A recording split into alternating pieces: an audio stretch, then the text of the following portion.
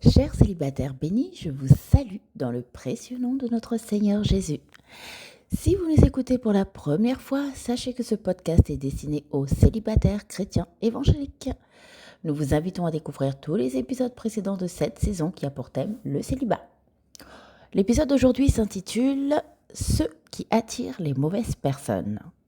Nous allons donc parler des célibataires qui n'attirent pas la bonne personne, celle que Dieu a prévue pour elles.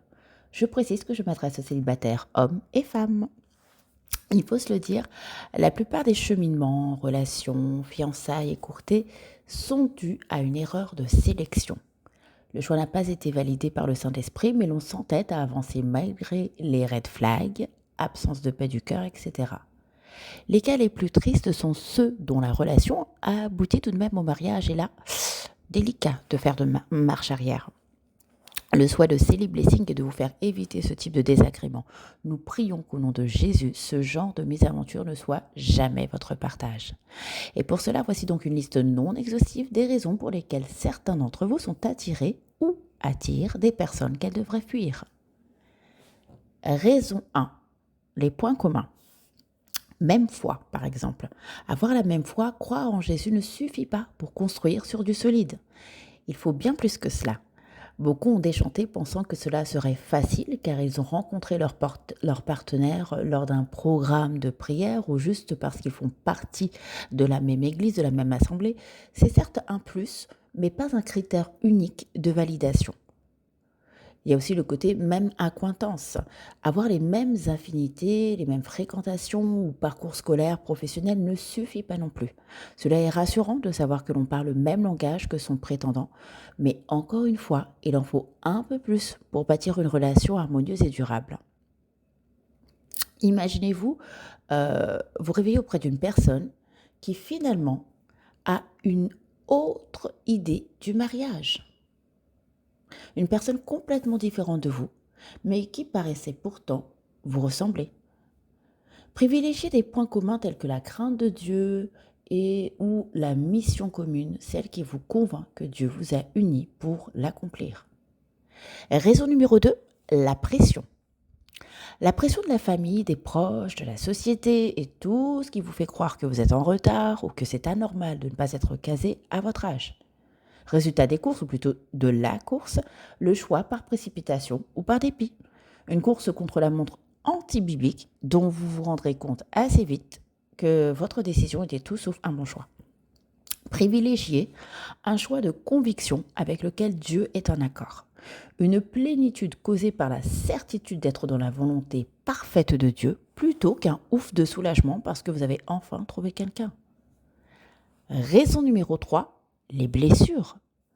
Pour certaines personnes, la cure d'âme est indispensable pour pouvoir détecter si vous avez ou pas des blessures émotionnelles.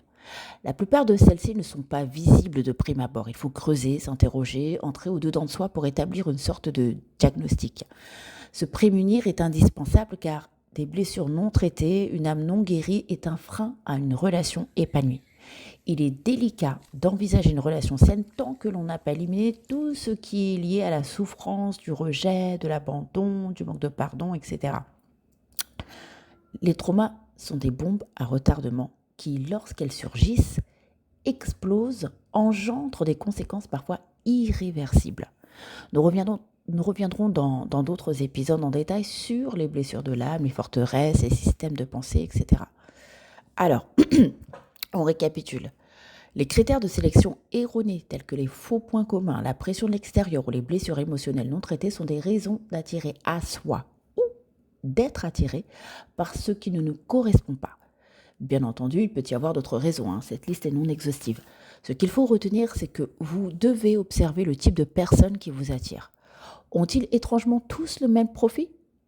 Avez-vous l'impression que vos prétendants se ressemblent en des traits qui ne glorifient pas Dieu ? Êtes-vous en train de réaliser que vous êtes systématiquement attiré par des personnes fragiles ou fortes à l'inverse ? Qu'est-ce que cela cache ? Isolez-vous pour interroger le Père, il est celui qui sonde les reins. C'est ce qu'il est écrit dans Jérémie 17 au verset 10. moi le Seigneur qui pénètre les cœurs et qui scrute les reins, afin de rendre à chacun selon sa conduite, selon le fruit de ses actes. Gardez en tête ce rappel important. Il est celui qui pénètre les cœurs. Notre Dieu sait toutes choses. Il voit ce que vous ne voyez pas et sait ce que vous ne savez pas. C'est pourquoi, en l'invoquant, il vous répondra à sa manière sur toutes les questions que vous vous posez sur votre état spirituel. La grâce de ce cœur à cœur n'est pas seulement un temps de révélation, mais aussi le moment de faire le point sur un trait de caractère à corriger, commencer un processus de restauration ou juste une foi à affermir. Notez que Dieu favorise la rencontre, il permet qu'elle ait lieu lorsque les personnes sont équilibrées, donc prêtes. Si ce podcast vous a plu, n'hésitez pas à commenter. Enfin, si vous avez des suggestions de thématiques, nous sommes tout oui. Cette chaîne est la vôtre, donc faites-vous plaisir. Soyez bénis.